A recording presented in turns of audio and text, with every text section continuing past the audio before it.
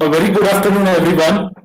I welcome you all for the panel discussion that we are conducting on a threat vision, that threat vision for 2021, and then how it will impact on a banking and financial sector.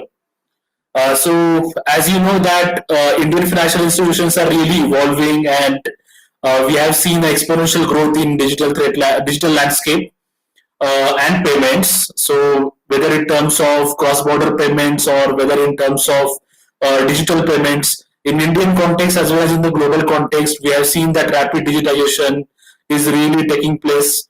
There is a different level of modernization in the traditional financial system, uh, and it is really strengthening and bolstering the financial ecosystem, right?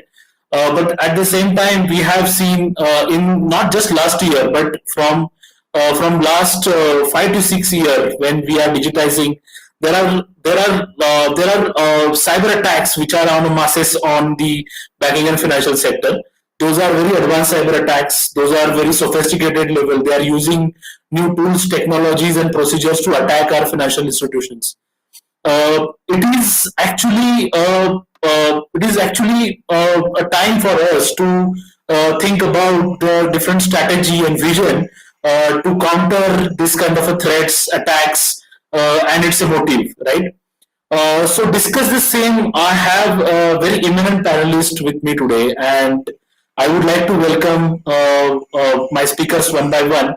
So first, I have Mr. Ganesh Dabade, who is a Chief Information Security Officer for a Bank of Maharashtra, and he has wide experience working with the bank, and his perspective towards securing banking infrastructure and looking at a threat will definitely give some insights. So, welcome, Ganesh sir. So next speaker I have is Vitali, who is a director and global research and analysis for Kaspersky. Who is coming from the capability provider side. He is working day and out on a threat research, doing in-depth analysis, and providing the research outcomes for his end consumers and clients. So, welcome, Vitali.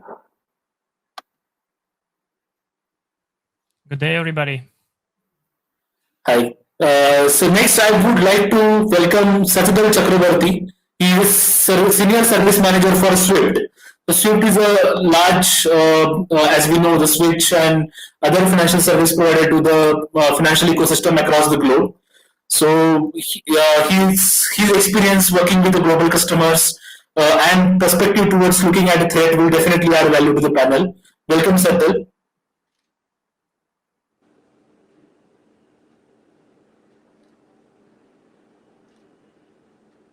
Can we have Satyal on the screen? Yeah. Hi, Satyal.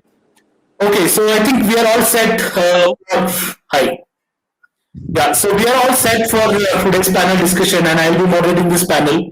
Uh, so, uh, so I think the last year, which was 2020, was tough year for all of us because of the uncertainty and uh, change it made to our work styles, our way of working. So it was really tough year, and due to the uncertainty and those calamities, and due to the global pandemic. But I think most of the financial institutions and globe enterprise across the globe, they adapted this change very quickly, and they came to its usual operations very well in the short span of time. And it is not just about user organization, but also capability providers and cybersecurity service providers across the globe. They also adopted that change quickly, and they served their customer across the globe. And that's where we came together as a team and put together our defense against the cyber threats and recent cyber attacks. But what we have seen talking to our own members or maybe our friends in the industry, that the kind of sophistication and kind of the level of advancement into those attacks has significantly changed, and those attacks are multi-factor, multi-vectors. Those attacks are very advanced in nature. Those are very polymorphic behavior, and hence the detection of those attacks are not that easy with your traditional security and traditional security processes and operations, right? So we would definitely need something different, some different approach, some different vision to look at these threats, because those threats are really evolved, those are really advanced, sophisticated, coming with the different tools, tactics, techniques, and procedures. And hence, our defense, our prevention strategy also need to have some sort of a vision to look at it, right? And that's why I think we are picking this topic. What could be our possible vision in 2021 to counter this kind of attacks and threats which are coming on our way? So now I would like to go to my panelists, and I would like to ask each one of you that how do you see this 2020 bringing the change in our day-to-day operations? Is risk is significantly changed, and how it has changed? What kind of targeted attacks, what kind of threats that you have seen in 2020, and is it expected to stay in 2021, and it will be more advanced, or how it will be? So I want to go as an introductory remark with every speaker. We can start with you, Ganesh sir, and then we can start with Vitali and then Sardal. So, as rightly told by Mr.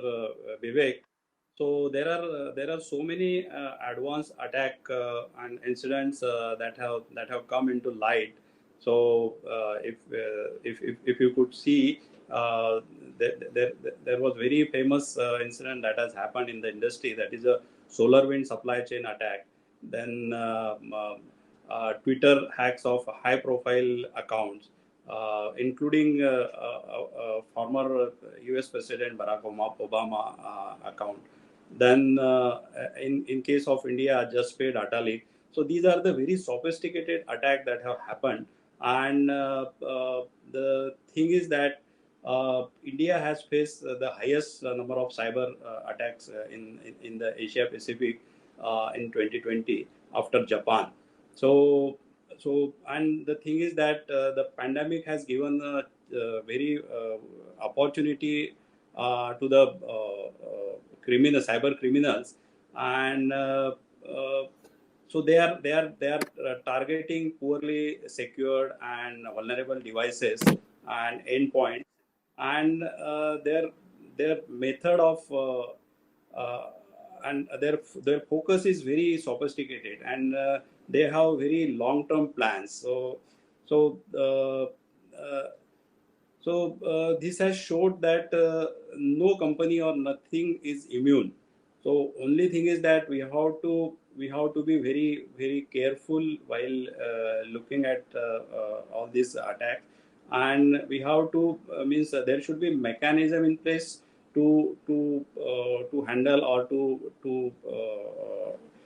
take care of those attacks. So, and the very very good opportunity that the criminals have got is during this pandemic, and in the space of social engineering. So if you could consider, as soon as the PM Care funds has been declared by Indian government, so you might have seen there are n number of UPI handles created, and the criminals have siphoned off a huge amount of money. Then as soon as the announcement has happened pertaining to loan deferment, the criminals have created so many or they have sent so many phishing mails, and the innocent customers have they have faced so much of issue, and they have lost the money in that.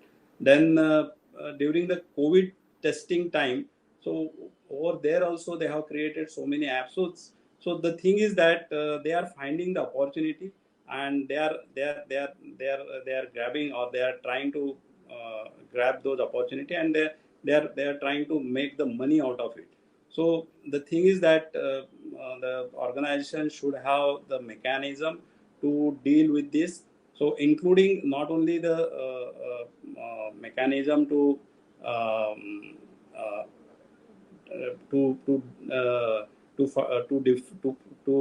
have a defenses inside, but awareness related mechanism should also be there.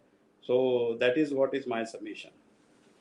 Yeah, thanks, Ganesh. Sir. I think you are coming from more of financial motivations that this kind of cyber criminals has, and they are taking opportunities of new funds and new schemes to make those cyber crimes and steal money out of the pockets. So I think that's a good perspective. Now, Vitali, I would like to ask you that you are coming from the Kaspersky, which is doing a huge research across the globe and serving global customers. What kind of threats and attacks that you've seen in last 1 year? What kind of threats which are actually harming the financial sector a lot? Well, first of all, I would like to start from saying thank you for having me at this event. It's my first time, and I'm pleased to speak to the financial sector audience. I'm always happy to hear also some feedback from your experience, and I would like to thank previous speaker who nicely summarized the highlights of the 2020. I can only extend and add that from Kaspersky point of view as a vendor, we see some trends that were actually developed in 2020 and still ongoing. And let me give you an example. Well, first of all, we all changed the way we work in 2020, apparently because of the COVID-19. We have to work from home. We have to work remotely. Many of us have to stay at home, at all times, at certain periods, right? And it changed the way we work because we moved to the fully remote cooperation, fully remote office. And that changed a lot of things for the financial sector, in my opinion, because previously there was this quite strict policy for many financial institutions known as BYOD or bring your own device. That was a kind of a no-go for many strict enterprises, including financial sector. And that means that basically it was restricted to bring your own device to the office. And so what happened in 2020 is that pretty much everyone appeared to be in their own office, working from home and managing their own devices, including their own network routers, gateways, and firewalls, and everything else. So what it brings us is it actually puts us in a quite dangerous position because all of a sudden, all work-related workstations, laptops appeared in the home networks, which are not necessarily well protected because they are protected by the individuals who own and run these networks, right? So they can be breached through, vulnerabilities in these home routers, which are not the same level of security as the enterprise-grade appliances, and they don't necessarily have antiviruses even on all the machines that are running within the same network, and that opens a lot of opportunities for the attackers to breach the home network and then get to the enterprise networks through a work laptop as the gate into the protected environment. So this brings additional risks, but at the same time, we think that is being not really heavily exploited in 2020 because the attackers were not really ready for the COVID-19. And what we have seen in 2020 is that, in fact, COVID-19 affected the work of cyber criminals as well. When we check the statistics of such thing as, for example, cryptocurrency miners in the browser, some of those malicious scripts that actually part of the web page that you visit, you may not know it, but your browser spins CPU cycles and uses it to generate some cryptocurrency for the bad guys. And this dynamic of the cryptocurrency miners changed in 2020. It followed the trends of COVID-19 waves. So with the first wave that actually started, I think, with the big wave in China, and then it affected Europe, we have seen the decrease of activity of cyber criminals following the same thing, because everybody had to adapt to a new work style, working from home, including cyber criminals who had to change their environments, who couldn't go to the offices if they had some, I don't know. But apparently there was a drop of activity. And then there was a little recovering from this when the security restrictions became easier, at least in Europe. And then there was a second wave somewhere in June, July. And they stopped activities. It ceased down. It went down again, which was interesting trend. So they kind of followed the general situation. Maybe it also was due to the fact that people changed. They had to work from home. Not everything worked in the beginning, so maybe they didn't check all the emails, didn't access all the systems that could be the source of attack, and maybe that also explains the drop of activity that is related to the COVID-19 waves in the world. But one major thing that in 2020 developed from our perspective is the targeted ransomware campaigns. If previously they were isolated single campaigns, in 2020 we have seen dozens of groups working in this field. And it started from the end of 2019, even before COVID. Just before COVID, they launched this campaign. One of the big groups, very I would say prolific in 2020, that hit most of the targets, started working in the end of 2019. And throughout the year, other groups joined because they saw this as the most kind of profitable model. Instead of infecting too many users who also changed their work environment, working habits, they started hitting companies one by one. And in APAC alone, we have seen more than 60 businesses breached, I think from January to about October at least. I do have data for this. And those companies had to be breached manually, one by one, again, looking for vulnerabilities, looking for social engineering tricks against the employees. And then, of course, getting in, stealing the most valuable data, encrypting what remained on the networks, and then start threatening, sending blackmail to the owners of the business, and then threatening to publish everything online. And this is where we have seen a wave of new websites publishing these data leaks from big companies, including financial institutions in Asia Pacific. Well, that's briefly it. I could speak more. Maybe we should give more time for other speakers. Yeah, sure. I think thanks for the insights and for the statistics that you have about the breach and the kind of trends that you have seen in 2020. So now I would like to come to Sachindra. You are coming from the big financial service provider company, right? And Switch is a very crucial part of payments. And so, how do you see in 2020? What are the challenges you faced specifically with your customers in terms of adopting the change and securing our own systems? Absolutely. I think when it comes to the usage of Swift, it is most like 99% of the global cross-border transactions are still going through Swift, right? So at this point, because people had to go remote, and essentially in the past, the way Swift infrastructures were managed, as Vitaly was saying, the norm was to manage is always on site by the different banks. So everybody, probably with a very short notice, have to make arrangements to go back, right? Go back to work remotely, especially in the India space. Probably globally, there was still some awareness to do it remotely, but in India, probably this was the first time that everybody was going completely remote. Now, to have the levels of security that is required, because probably many of us know that Swift now has to be kept in a segregated, secure zone with a segregated network to take into factor the amount of impact it could cause if the system is breached, right? Now, taking all those into considerations, all the banks had to go and give people access remotely. Right, that was the biggest challenge. So, what are the different considerations they take in terms of in terms of security? Are they going to violate any of the policies, or are they going to open up vulnerabilities? Assessing those and ensuring that they have an operations in place which is stable, which is well managed, was definitely a task. Now, along with that, what was adding, right? We must know the speed at which the digital transactions are moving. That has changed. Even it applies to cross-border when it comes to Swift. With the initiatives like GPI, now we have got around 92% of the cross-border payments, finishing end-to-end in less than 2 hours. And 40% are probably less than 30 minutes. So time is very short. The need to respond to ensure the systems are just not available, but they're taken care of, and following those transactions to see if there are no breaches and stuff, so that the response times are really, really short. So definitely that was also adding to the challenge.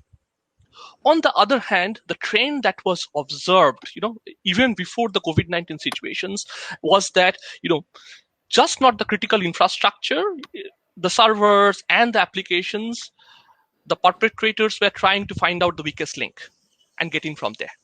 So the shift of their ideology and planning for doing this haste sweat changing. And COVID-19, with that speed of transactions, with everybody going remote, opened up probably an era of opportunities for them, right? So that means I've now got more ways to now reach out and find out the weakest link, be it with a process, be it with a control that is put in place, or be it with people, right, who is not completely aware. I think that was probably one of the major challenges that we see, and that trend, probably extended during this period. There were multiple attacks, or attacks which were not successful, but they were tried. There were evidences around that. And another thing which changed, which probably with COVID-19 among the cyber criminals, is that they were working in a more organized fashion. Probably the trend started back in 2018, but this was an opportunity we saw that there were links between multiple, cyber criminals and groups who were working together, looking at their areas of expertise and running starting from probably finding out the weakest link, getting on and using some of the evolving attack vectors to do that crime, and then follow the money, including the money mules, so that money is dissipated and never traced down. So there was an end-to-end planning which you could see, which was becoming more eminent considering the situation we were in, where everybody was not ready. Probably nobody was ready for such a big change in such a short time. I think that's what I would say. And in terms of the global threats and stuff, we all know there had been the number of attacks, if not successful, but the number of attacks has increased exponentially. The number of attempts, let's say it this way, they had increased. Probably the computer emergency response team, they itself recorded close to 3 lakh incidents around the financial industries where there were attempts made around cybersecurity incidents. Okay, probably that's from a Swift perspective. I stop there probably and give it back to you. Yeah, sure. I think that's a very important insight. I think we have a diverse speaker. I think that's where we are getting to see a different perspective, looking at threats into 2020. So now I want to come back to Italy again, and he talks about the trends in 2020, right?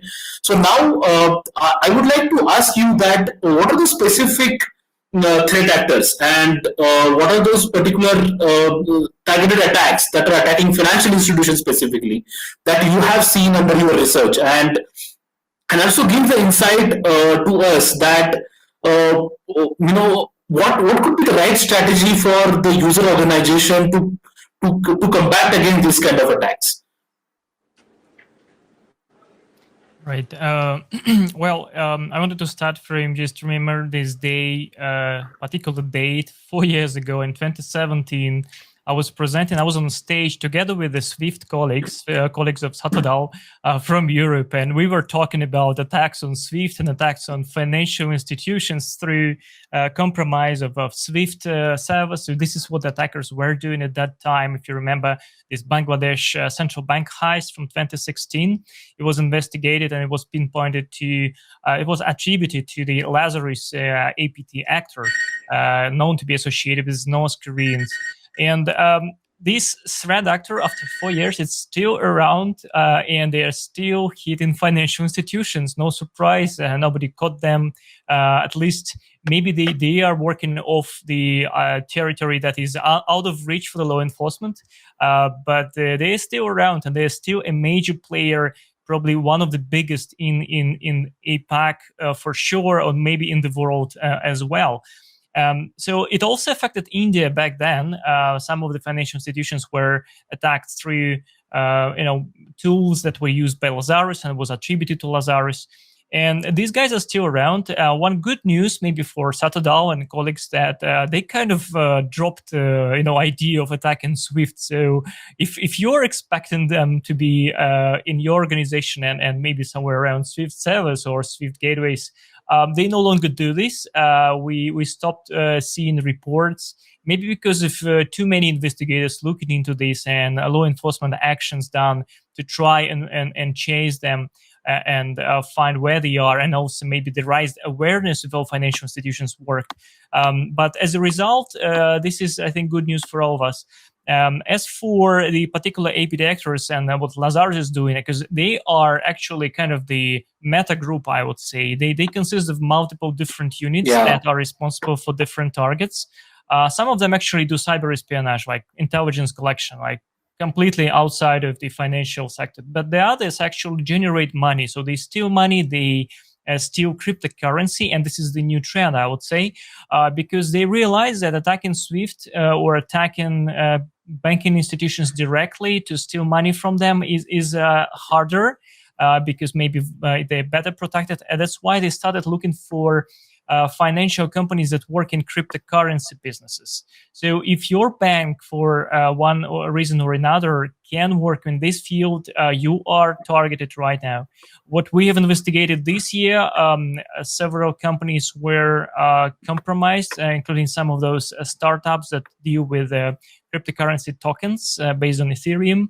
One was in Europe, and there was an entity attacked, several entities attacked in Asia Pacific that I personally investigated. And at this, in these attacks, what they used was nothing groundbreaking, so to say, but the techniques changed a little bit. They became more professional in a way that their attacks take more efforts to implement. So what we observed is they approach people individually. They study profile of the target very carefully through LinkedIn, through public videos that if person is public speaker, for example, and at the same time maybe heading a company that runs a financial business.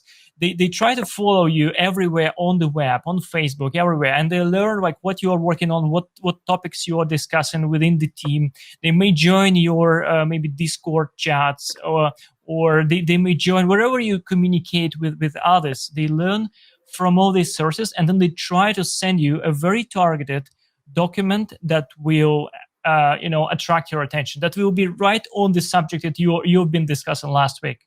And that's how it works.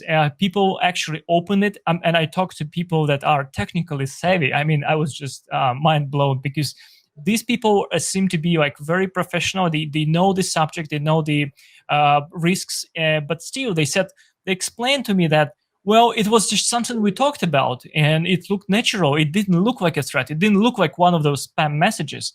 Why? Because it was carefully tailor-made for this individual.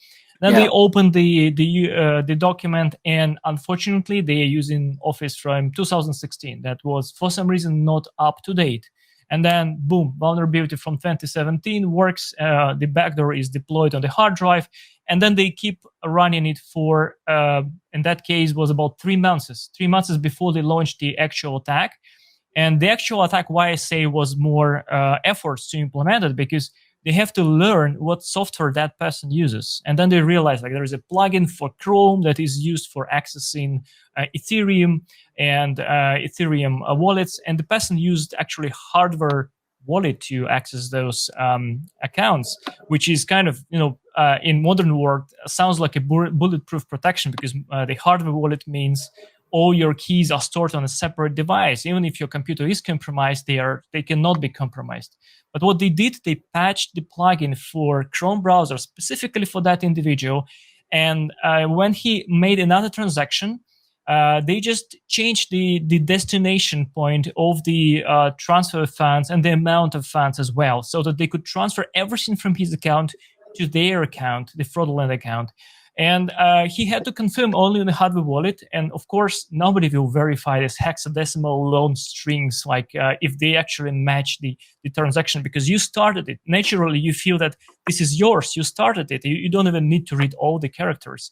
You just approve it and move on. And this is how that particular executive lost millions of US dollars equivalent with just one hack.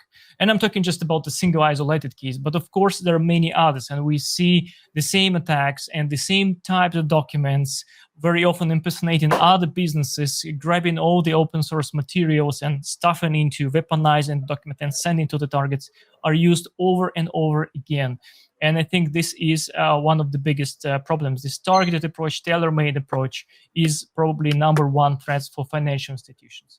And maybe number two, I just want to mention here, is vulnerabilities in pretty much every software and network appliances. Remember, this year is actually still in turbulence after this Microsoft Exchange Server exploit chain. It still shows that there are, dozens, probably at least thousands of servers are vulnerable and not patched. So if you have not patched, make sure that you attend to all of those, even obsolete, maybe old instances that are running. Scan and verify that you are protected against this. And I would say that this is just the beginning of the zero-day era, because with all these hacks of Microsoft, FireEye, Cisco, and all these tools and source codes that leaked, we will see more zero-day exploits in the coming maybe 6 to 12 months, in my at least my personal assessment. And there will be more vulnerability storms like the Exchange one. Yeah, I think that's a very critical point that you brought up. And I think you talk about the Lazarus group and some other groups which are very active, which are attacking the financial institutions. But one point which you mentioned here, with the sophisticated and targeted attack, patch management, which we have seen in the recent Microsoft Server case. So while we are trying to prevent any sophisticated target attack, not forgetting our basics, that's also important. Doing the right patch management and doing all that cybersecurity and security hygiene is also critical. And that's a very good insight that we got it. Now I have to ask Ganesh sir about the few names that Vitaly took. There are some Lazarus groups, some APT groups which are very active, and they are trying to attack the financial institution, and their motivation is to steal the money out of some bank accounts, or maybe they wanted to switch some of the banking infrastructure. So how do you see that's a larger ramification and impact on the financial institutions, and especially during these remote working environment? How do you adopt this kind of change and change your security policies, implement new security controls, and ensure that your banking infrastructure is safe from this kind of a targeted attack? Yeah, very rightly and very good information that Mr. Vitali has given. And the situation is very bad. The cyber criminals are very intelligent, and they are very sophisticated. And as already explained, they are having an organized group, and then and there is a information sharing among them. And looking into it, the thing is that in the financial institution, it is required to adopt the proactive thing. Means what are the methods and things that the criminals are employing. So we have to be very careful, and we have to adopt the mechanism so that such thing should not happen. And as told by Mr. Vitali, the thing is that the patch management, which is very very very important thing that has to be done, and zero-day vulnerabilities. So in order to tackle with all these issues, there should be some preventive protective mechanism that is required to be adopted in the organization. So the impact that you are talking about is definitely there is a direct financial loss. If it is a financial type of crime, then definitely there will be a network downtime, opportunity loss, and the customer dissatisfaction. Then the very very important thing is reputation risk, because that cannot be measured in normal terms.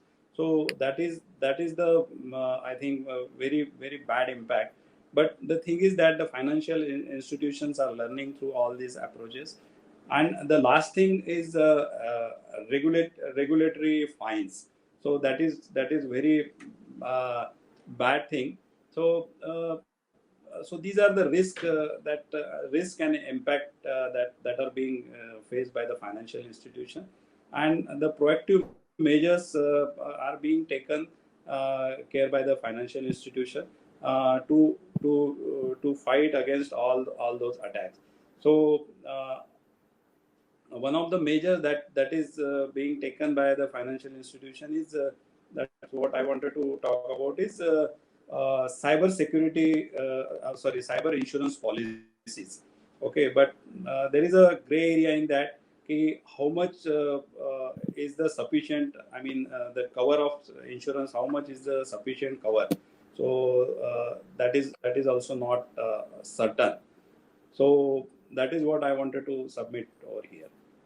Yeah, thanks, Ganesh sir. I think that's a really good perspective that the reputational damage is one of the key thing that, and now if you see the trend that most of the attackers, they're not just trying to grab money, not just trying to extort ransom from you, but they are also trying to expose those data sets out of your organization, and they're publishing it online, and from that the lot of reputation damage is caused to that particular organization, and we are seeing that trend.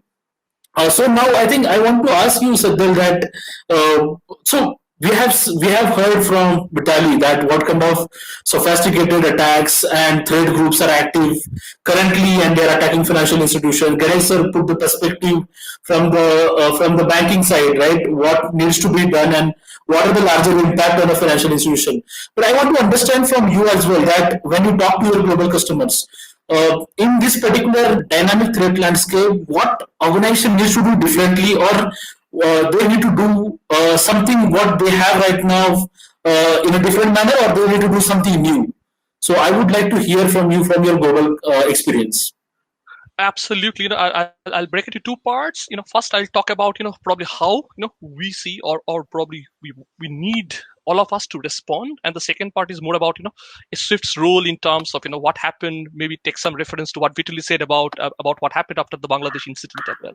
Yeah. So first of all, in terms of the threat landscape is going to evolve. It's not going to change. It's going to be dynamic. It's going to be even more sophisticated. So first of all, basics first, right? We should focus on the three basics first. We should secure and protect our environment. Reduce the attack surface vulnerabilities. It reflects back to Mr. Ganesh, what he was saying, or Vitali was saying, patches and other things, and any other vulnerabilities, that are there, require hardening for your system and stuff. Secondly, it is all about the second basic, which is know and segregate privileges, right? Identity management, more of a, logical access control and password management, whatever you need. The third thing is that, how do you detect and respond? Now, on that detection part, I think we need to evolve, right? We need to take advantage of the enormous amount of data that is available with us, which is, probably used by the bad guys now, but we need to, use it in our advantage. Maybe data should not be looked at in silo from an individual bank or individual, financial institutions perspective. It should be looked, holistically and see if something could be done, right? And last but not the least, we need to have multiple layers of protection. A single layer of protection around a control, around a threat landscape is not going to be good enough. We need to have a risk-based model, and based on that risk assessment, go and enhance the levels of controls and the levels of protection that you have got, right? And nowadays, with the advancement of technology, definitely with the tools that are available in the market, it is possible to have multiple options in terms of how you add those additional nets to protect yourself, right? So I think, and the last but not the least, it's about what to do when you actually find, like the zero-day APTs, right? If it is detected, right? When you find an incident is about to happen or it has happened, right? The faster you respond, the better are the chances that you'll be able to prevent it, to end that complete step. After that, which you do not have much to add or much to do. So it is about taking the right actions at the right time. We need to have much more evolved incident response plans, mechanisms to do incident response in place, and we probably make them effective. We probably test them, right, on a regular basis. So that is probably, that is what probably I would look at in terms of the basic hygiene. Now, in the Swift perspective, what we learned as a community after the incident happened in 2016 is that, there is a requirement for a community level guidance, right? The banks, the financial institutions all by themselves, will not be, take this challenge forward. We need to work as a team. So Swift introduced something which is known as a customer security program. Mr. Ganesh would know, every year we, go and probably give the banks a set of controls which are, evolved based on the evolving threat landscape or the cybersecurity landscape, and the customers have to now go and make sure follow those guidelines and attest themselves saying yes, we are compliant against this. And if they are not compliant, probably they put in targets by which they need to be compliant based on a risk assessment, right? What that helps, that is actually going and strengthening the whole ecosystem, right? Now, for an environment like Swift, where it is a combination of a global network, and then you have got on-premise equipments which are under the bank supervision, right? It needs to be protected all, not in silo, but all together. Yeah. Otherwise, it impacts all, right? So we need to strengthen as a community. So this kind of initiatives as a community where we grow stronger together are definitely the need of the hour. And we believe, what Vitaly was saying, probably the targets of Lazarus or IPT25, as we call them, they're shifting. We are aware. Vitaly, thanks for informing us about that. One of the reasons could be they now find it more difficult to do those hastes because of the levels of controls, the amount of attention, and the evolution of the tools and technologies. Even Swift has introduced certain value-added tools which can do some advanced level monitoring and alerting to the customers. And the last piece, what we need to do probably, what I would be looking at, is more about sharing of knowledge. Threat intelligence sharing, maybe a platform which will help all the institutions learn from each other and raise the bar accordingly based on the knowledge gained. It need not be restricted to a region; it could be a global. Anything would help, but we need to consider that as a scope or as as something which we do differently, which is not happening. I won't say it is not happening, but it is not happening to the fullest extent that we could do. Yeah, I think that's a very important point at the end you brought up, that about the sharing of information, right? And it need not to be a very regional, it has to be global, because now threats is actually a local.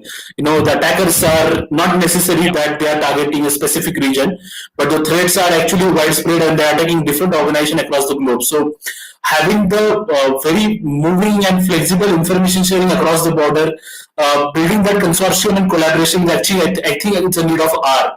But I think that's a very important perspective. Now, before we close, I want to ask you, Vitaly, that see, we have discussed this kind of approach, whether whether our detection should be at the signature based or IOC based. Then we start talking about mapping those particular threats to the tactic, techniques, procedure of those groups, Lazarus group which you mentioned. But those tactic, techniques, and procedure are also nowadays, these days, that changing very frequently. Means I map those particular tactic, techniques, and procedures to the MicroAttack framework, but you find the other day in Wake Up that you find some different techniques. The SolarWinds attack, you might be example, that the attackers were not able to find vulnerability at the source code, but they tried to attack the build infrastructure itself, so that there could be less opportunity to that particular company to identify or detect that attack. So every day we wake up with a new groups, new tactics and techniques.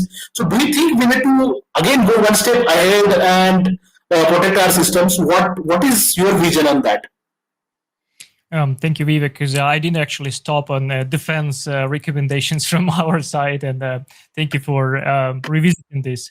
Well, what I have to say is that from my perspective as a cybersecurity expert who spent 15 years dealing with malware and attacked victims all the time, I see that the model of security has to be built like from the bottom to the top. And I mean, it's kind of a pyramid where the foundation is, endpoint security protection. All your workstations, wherever you access your internal resources, internal databases, customer data, have to be protected, of course, from the malware. It has to be a clean environment. At least try to do your best. I mean, with such products, you solve maybe 95% of your issues.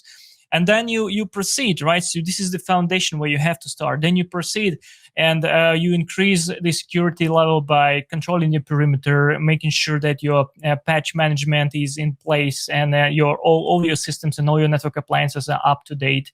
and then you maintain also credentials that they are not reused, they are not simple passwords and things like that. You implement 2FA wherever you can, and you add like 1% after another, maybe a fraction of percent. So when we talk about threat intelligence now, about TTPs and other things, it's mostly about like fighting for the fraction of that last percent that remains.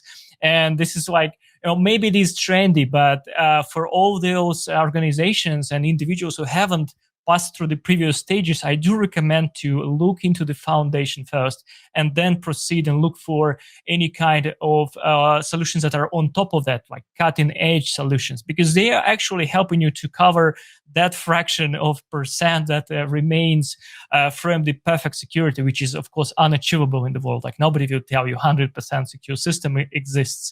And neither will I. So with all this change TTPs and change in malware, still we need to address the major problem first, like make sure that you have decent security solution capable of telling you what kind of code you are running in your clean software, whether you're a potential victim of a supply chain attack, which is a big thing now in the past 2 years, and it's still ongoing, or whether you're just downloading some shady software that is probably not worth of running.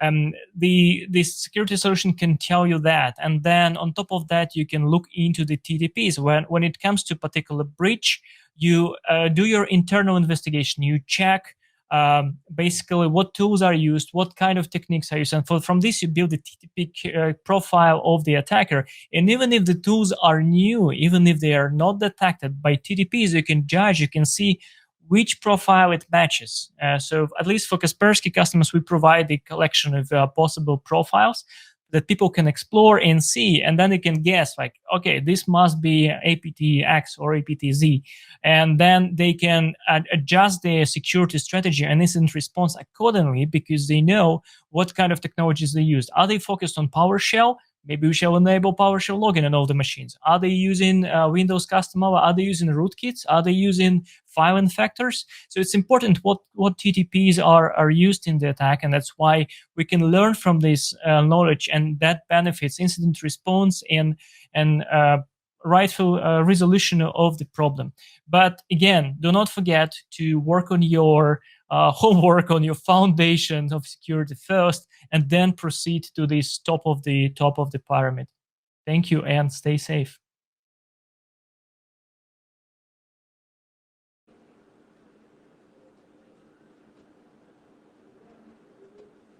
Hello. Vivek, we can't hear you. We can't hear you.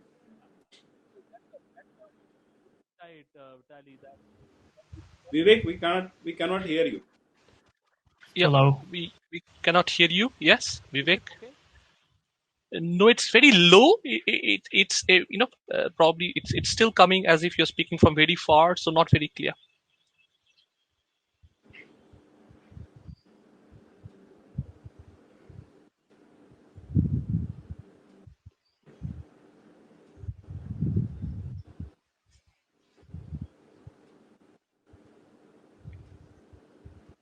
Maybe Vivek had to drop off, and he most likely will join back. Maybe. Yeah, I guess he's reloading the page. think Perhaps we'll we can join. just wait for the summary. I think our time of the conversation Yeah. has come to end, right?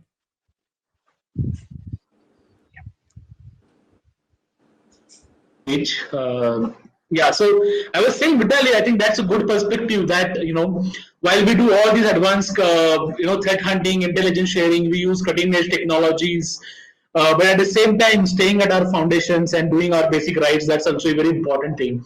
So while we close, Ganesh sir, what a quick insight from you that how 2021 ahead in front of us, and what could be our strategy and vision. One thing which you mentioned already about cyber insurance, which is also critical point, but about the our prevention, detection, and response strategy. What will be our new strategy, or maybe what could be the new approach that we can adopt in next year, so that we will be safe from this kind of attacks. Thank you, Vivek. So, very right thing that Mr. Vitaly has bring forward is our foundation and the risk-based approach that what we need to do. And the thing is that the cyber criminal, they are continuously changing the TTP and all. So it may not be possible for the organization to go behind them and what type of strategy that they are adopting on regular basis. Yeah. So the thing that is available, or the thing that is I feel is very uh, defensive mechanism we can set up is by adopting the zero trust framework. So uh, the zero trust framework uh, has been being talked much in the industry, and the approaches that that are adopted through zero trust framework are very nice, and uh, uh, they will lay the foundation for various security mechanism, like the basic thing that is mentioned in the zero trust framework, uh, uh, micro segmentation. So definitely the micro should always be there, even if the attacker is there inside the network. So there is chance for the attacker to do lateral move. If the macro segmentation is there in the network, so definitely that will definitely block. Then zero trust also talk about uh, uh, multi-factor authentication. So definitely, so the zero trust itself, it says कि trust itself is the vulnerability. So it is treating trust as a vulnerability. So therefore, mechanism that is described is multi-factor authentication, and then uh, uh, uh, I mean then whatever that is being accessed by the user, that should be recorded. So audit mechanism, or the recording mechanism, that should be deployed. And another thing is that the organization should think that the attacker is there inside the network. So we have to assume that there is a presence of attacker inside the network, and our threat hunting should be strengthened. So the threat hunting mechanism, the threat assessment mechanism should be there in place in the network. So in order to take care of this thing. And another very important thing is utilization of machine learning, artificial intelligence, that should be also there in the place. So I think if we focus on those technology and mechanism, so uh, uh, that strategy will definitely help any organization to go forward and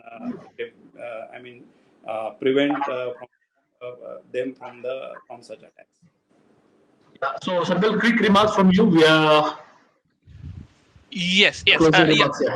yeah. I think it is very well covered by Mr. Ganesh and Mr. Vitali already. So I will still probably focus on what we can do as a community.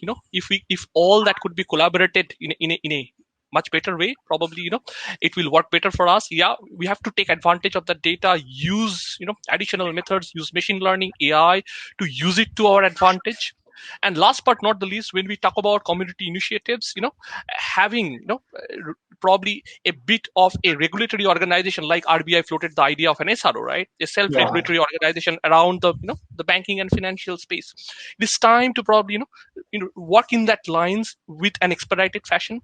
And last but not the least, if there are possibilities for the help of the community to have supervisory tools and technologies which can help the community to have additional layer of threat monitoring, intelligent monitoring with the use of AI, machine learning, and any other advanced technology, it will certainly help, because we have to consider the pace at which the digital the digital banking space or the digital transaction space is expediting. It will continue to evolve.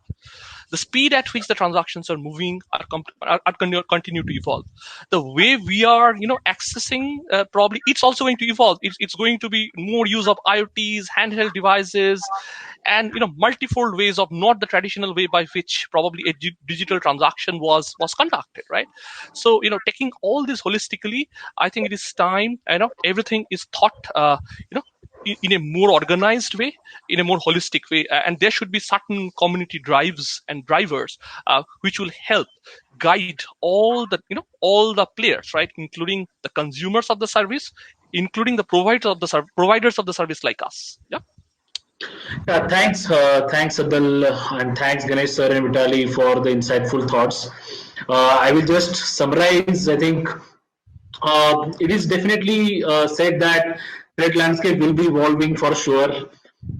Don't know that when will this global pandemic ends. We will be still working from home, or maybe we'll be adopting to the hybrid work culture. In that, there are a few aspects I think which we can definitely do. The first is that doing our basics right, doing the foundation security right. Second is that doing the architectural change, as Ganesh sir mentioned that. So establishing the trust using the zero trust implementation and doing our access management right, protecting our identities in a remote environment. That's the second takeaway we can take. The third, I think, which is also important, also to do the threat hunting and intelligence sharing. So think like attacker, identifying those known and unknowns to mitigate the risk which is coming from the ODA vulnerabilities or maybe coming from the some serious level of exploits. That's a third. And the fourth thing, which is also important, which Sadal mentioned and touched upon at last, that is the community drives, right? That how we can work as a one team together, share the intelligence, whether it is a strategic, whether it is a tactical, or whether it is a technical with each other, and then we enrich each other on our journey of protecting our systems from these criminals and threat actors. So I think thank you so much everyone. It was really nice and insightful discussion with all of you coming from the diverse background, and I really thank our audience for their interest. I can see a few good comments about the session. They are saying that we got very good learning from the sessions.